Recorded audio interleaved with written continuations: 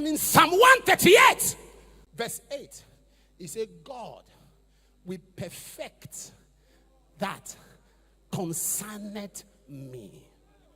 So to assess your kingship, the first thing you need is what? Warfare. Every destiny is surrounded by warfare. It is your contention, understanding warfare, that determines your welfare. And when you get your welfare, you will be well fed. War surrounds your testimony. You see, don't copy. You see, don't act like Solomon, who you think had no war to fight. David contended for Solomon, 66 battles and 1 war. But when Solomon became a king, he operated warfare, but with wisdom. Solomon married 700 wives, 300 concubines. Not because he was promiscuous. It was strategy. Solomon had 700 cities around him and 300 regions.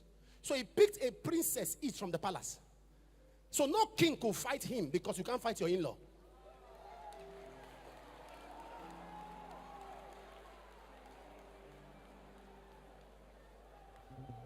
You are putting your hands on your head. You didn't know that. All of them were in-laws, so no king could fight him. You set up a war. Your daughter is in the palace. 1,000. He didn't know all of them. Solomon was not calling the wives by name. He was calling them by codes. Florence 202. So sometimes God does not consult with your present to determine your future. God does not consult with your present to determine your future. Warfare! Because there are many things and people around you. You know, God, there are 2 people God told us to love. He said, love your neighbor. In that moment, they say, love your enemies. Only those 2 people. Love your neighbor, love your enemies. Because your enemies are amongst your neighbor.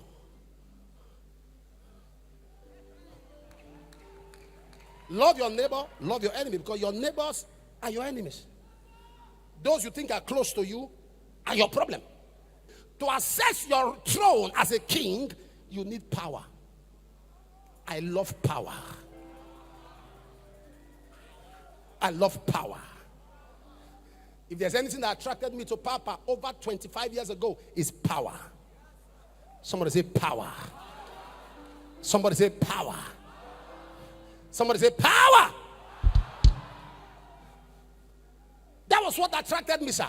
Power. We are in a generation that if you lack power, this world is too busy to know you. Power. Dimension. And what does it take to enjoy this power? To assess it. Hunger. Somebody say hunger.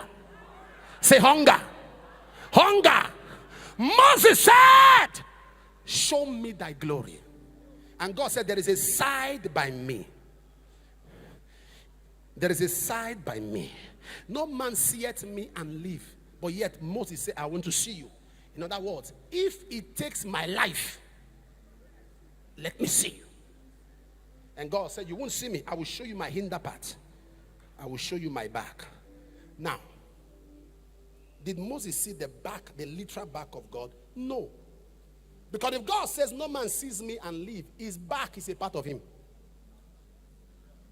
Your back is a part of you.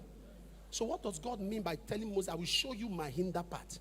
He was telling Moses, I will show you where I'm coming from. Who wrote Genesis? Was he there?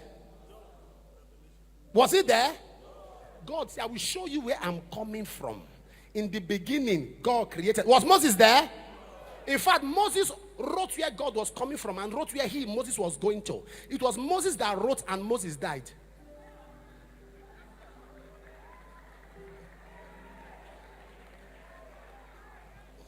Oh, you are not following what I'm saying? Papa, it was Moses that wrote Deuteronomy.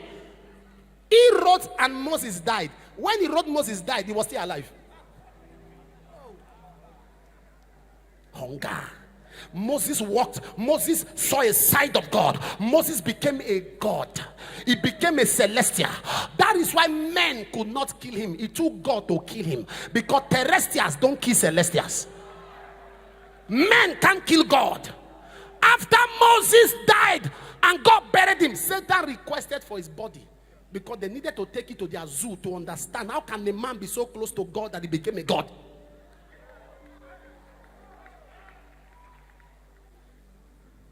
Papa, I tell you today, I've never said this to you.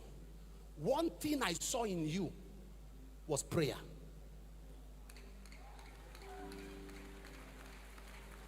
Those who know me complain, you fast, you pray, you fast. I tell them, this is the only key I've seen in the life of men who are still standing. 51 years of ministry. You were preaching in Puerto Rico years ago. I watched the tape now. That time your hair plenty. And he said, I can't leave my house without doing at least 5-6 hours. You know, there are things people get from a meeting, but there are things I get. I don't listen to men's success. I listen to the process.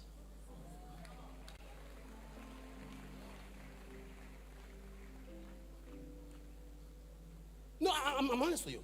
If I tell you now that I'm poor, I'm unfair to you. If I tell you now that God has not blessed me, I'm unfair. It's not humility. I'm lying. If you still know how much you have in your account, you are broke.